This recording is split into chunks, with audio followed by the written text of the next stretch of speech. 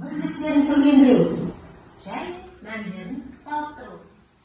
Сабағымыздың мақсаты бүгін нені үйренеміз, балалар? Жалпы сабағымыздың мақсаты ұзындық, яғни сантиметр, дециметр, метр, салмақ, килограмм, центнер, ыдыс көлемі, литр, уақыт өлшем бірліктері, сағат, тәулік, ай бірліктерінің түрлендіруін үйренетін боламыз. Салыстырамыз, жемістерді тап үйренетін боламыз. Салмағын, және ұзындық өлшем бірлігін нақтылап өмірде қолдана білу үшін сызғыштың түрлерін алып, отыратын жазу-жазу тақталарыңды, оқулықтарыңды, ненің ұзындығын өлшем үйренетін боламыз. Сонымен қатар сыйымдылық, әр ыдыстың көлемін білуге өлшейтін боламыз. Өзінің арнайы өлшеу құтысымен әр ыдысқа құйып сыйымдылық ішінде неше литр бар білсе, осыны жасап үйренетін боламыз бүгінгі сабақта. Ал мақсатымызға жету үшін бірге тірлік жасайық.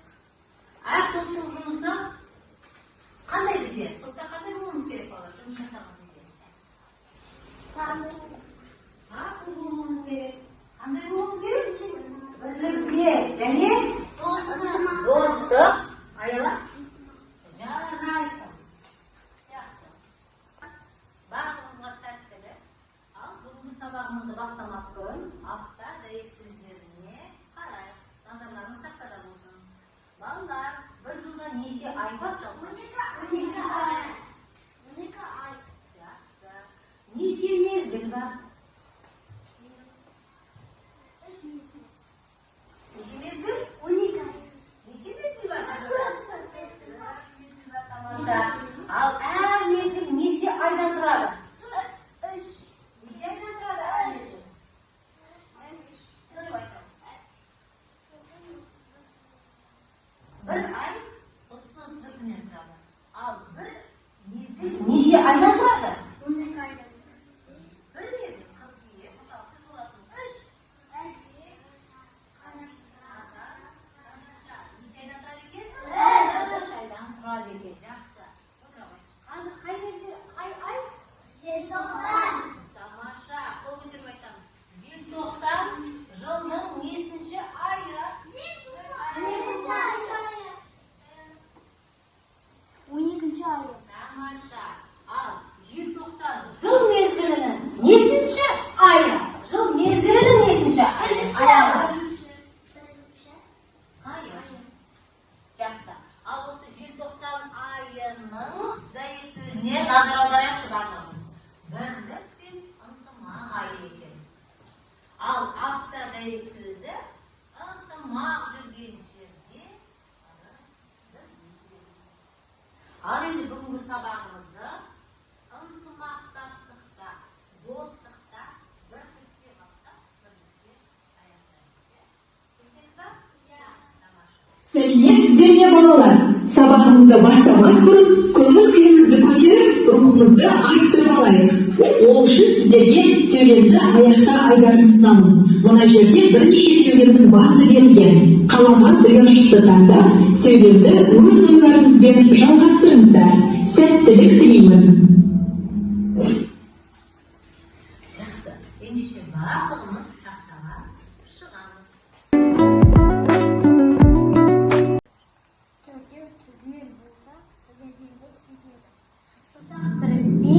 Iğne ilipiydi. Pırlık tıbık biriki. Ынтымақ сөйлеймін. Бірлігі жарасқан ел отаны. Бір қолдан жел, бір жағадан қол. Ынтымақ түбі береке. Бәселік болмайды. Алтау ала болса, ауыздағы келеді. Саусақ түрінбей ине ілікпейді. Ынтымақ түбі ырыс. Жақсы балалар. 40 кісі бір жақ, ал енді біз қыңыр боламыз ба? Жоқ. Қашан да бірлікте болайық, ендеше жүрекшелерімізді орнына қойып отырайық. Бағалау парағынан алып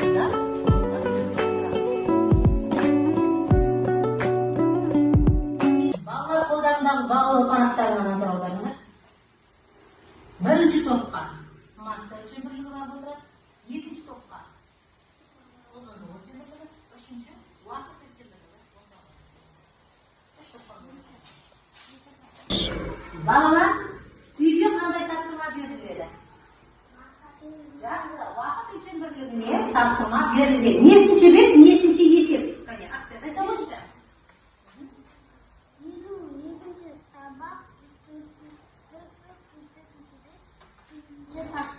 Yaxshi, o'tira qo'y. Al endi kim o'qiydi topshirmani? Saatdan keyin saat qay vaqtda ko'rsatadi? Javob bering o'sha. Kim? Ayollar.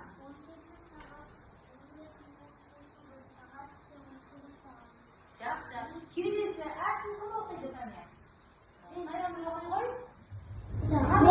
Saat kunduzgi 11 da ko'rsatib tur. 2 soat 45 minut burun saat qancha edi? Javob beradigan qani? 8 soat 45 minut. Ular ne javobi? Yaxshi. Albatta. Vaqt o'lcham birliklarini kim aytadi qani taxtaga? Yaxshi, keling. Ba'zilariga qarab vaqt o'lcham birliklarini ayta qo'y. 1 minutda 60 sekund var, 1 saatte 1 minut var, 1 tavlikka 24 saat, 1 yilda 4 mezgil var. 1 soatda 5 minut bor. 1 saatte 60 minut var. Al endi bolalar, kelesi barimiz taxtaga nazar audaramizda uy topshirmasin Tiyanatdagi bir topshirma bunday bo'ladi. Qani 3 to'pdan bir bolalar javob beradi. Sunag'ini o'qiydi qani kim ma'lum? O'qishi. Ayam o'qiydi sunag'ini. Bir asrda qancha necha kun var? Javob bering. Yana javob bering. Yaxshi. Demak, bu yerda ko'ringan o'rnina Hafta. 7 kun deb yozildi. Tamosha. Kelesi turaqqa kim o'qiydi kelesi turaqda? O'qiydi mana kelesi turaqda sayani. Üç. Niye bolalar? Uzoqligi. Kim javob beradi? Yazdim uzoqligi. Kim javob beradi? Qani, ayol javob bersin. Yaxshi. Demak, bu yerga qanday ko'rsatamiz? Tamosha. Kelesi turaqda uyda undimaga javob beradi, hozir aytasiz sizga. Niye usta?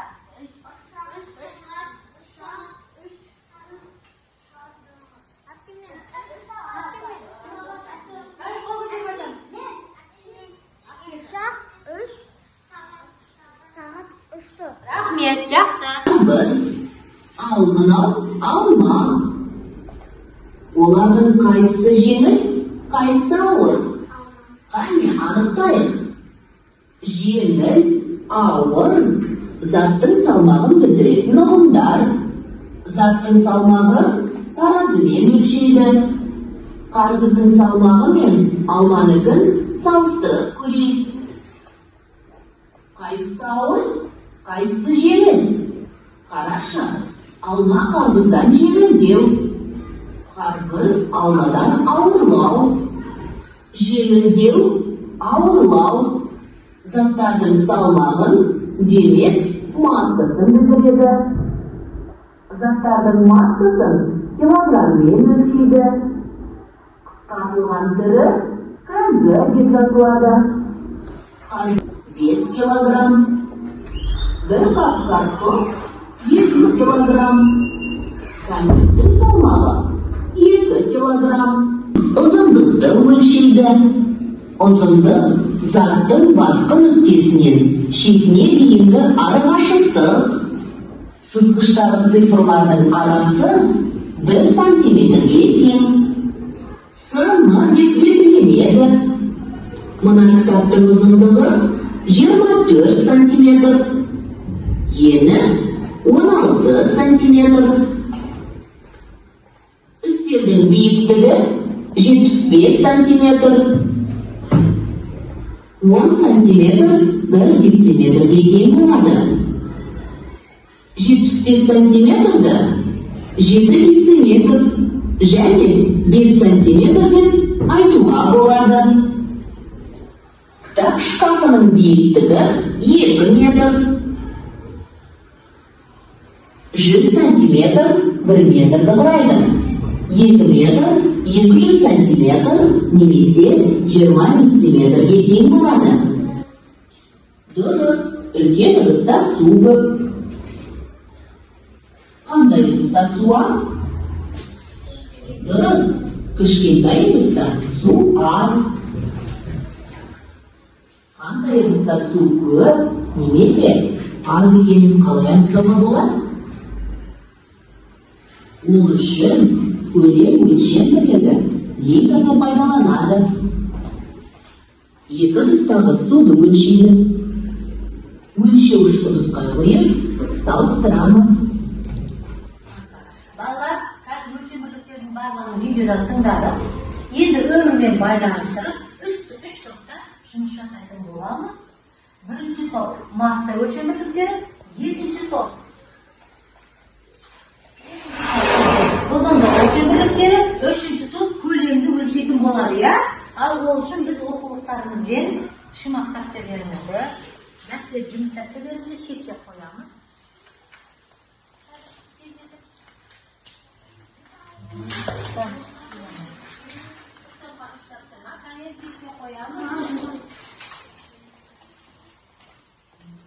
Altlarına paraq berildi, tapşırmalar berildi. Altlarına оқи берейік балалар.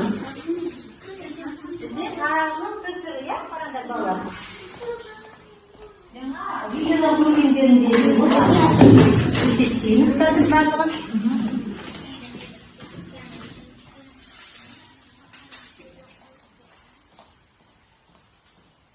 Бөлісіп орындаймыз. Топтағы жұмысты бөлісіп орындаймыз балалар.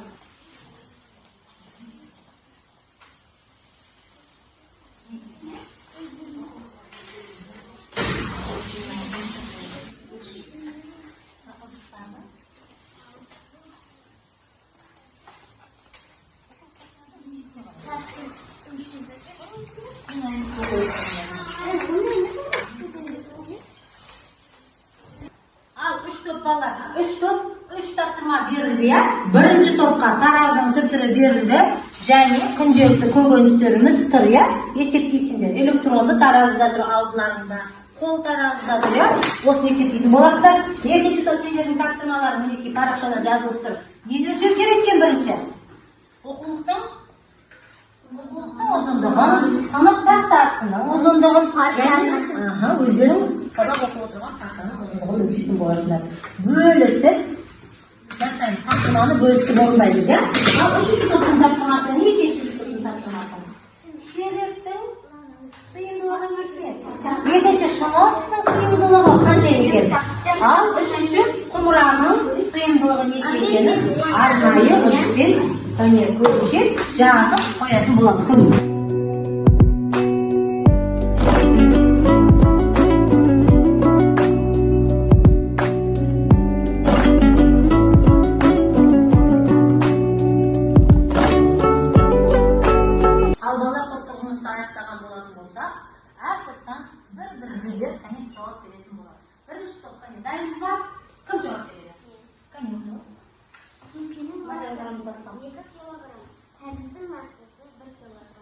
Piyazın massası 1 kilogram, kartoftun massası 1 kilogram, bir kurak çayın massası 115 gram.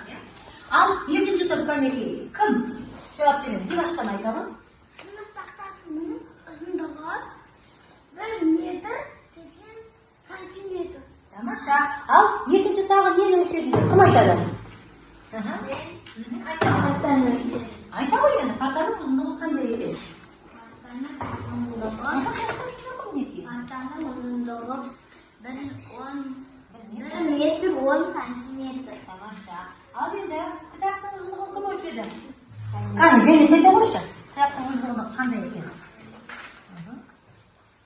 Kitaptan uzunluğu 25 santimetre, yine 15 santimetre. Тамаша. Жақсы. Жарайсыздар. Үшінші топ жұмыстарың дайын болатын болса, кәнекей, айта қойшы Айсұлтан, нені өлшедің? Телектің сыйымдылығы 0,75 литр. Жақсы, келесі. Шынын тұтып. Шыма ыдыстың сыйымдылығы 0,5 литр. Жақсы, келесі. Құмыраның сыйымдылығы 1 литр. Тамаша. Рахмет. Алдар, үш топтың да тапсырмасы жоғары. Жарайсыздар балалар, жоғары деңгейде жауап бергендеріңіз үшін өздеріңізді шапалақтау арқылы мадақтатамыздар.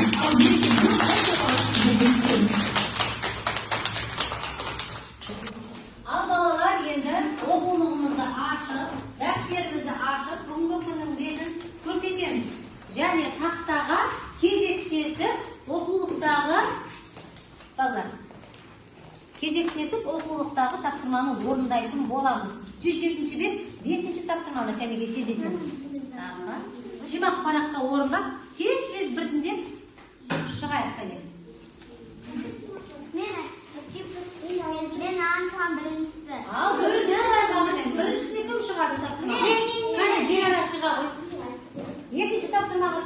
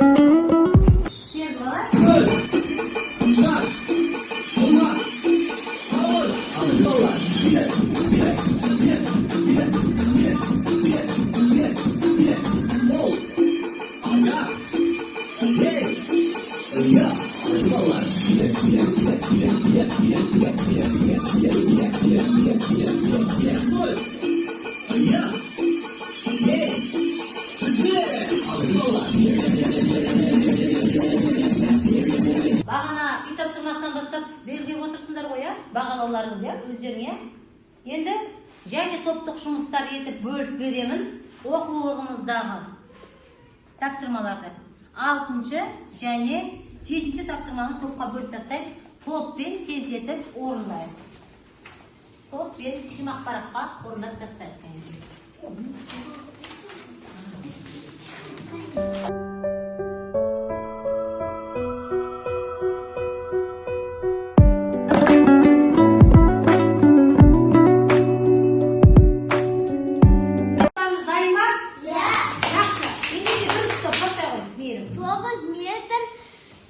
Дециметрге тең, 200 грамға 2 центнер тең, 40 сантиметрге 4 дециметр 3 сантиметр тең, 36 айға 3 жыл тең.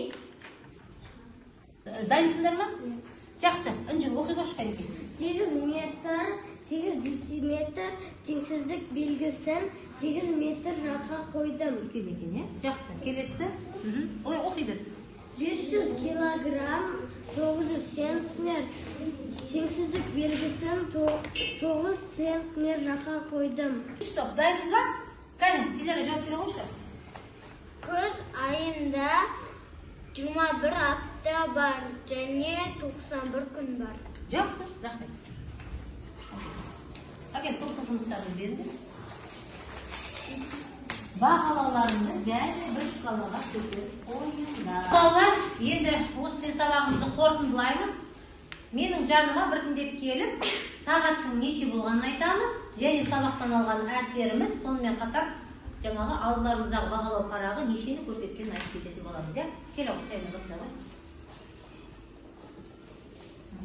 Тездетеміз, ойымызды жинақтаймыз. Сағаттың тілі? 9-дан 45-ке. Жақсы, айта ғой. Бүгін қандай бала алды? Қанша бала алды? Саяныр бүгін 10 бала алды. Бүгін не ұнады сабақта? Сұрақтар. Жақсы.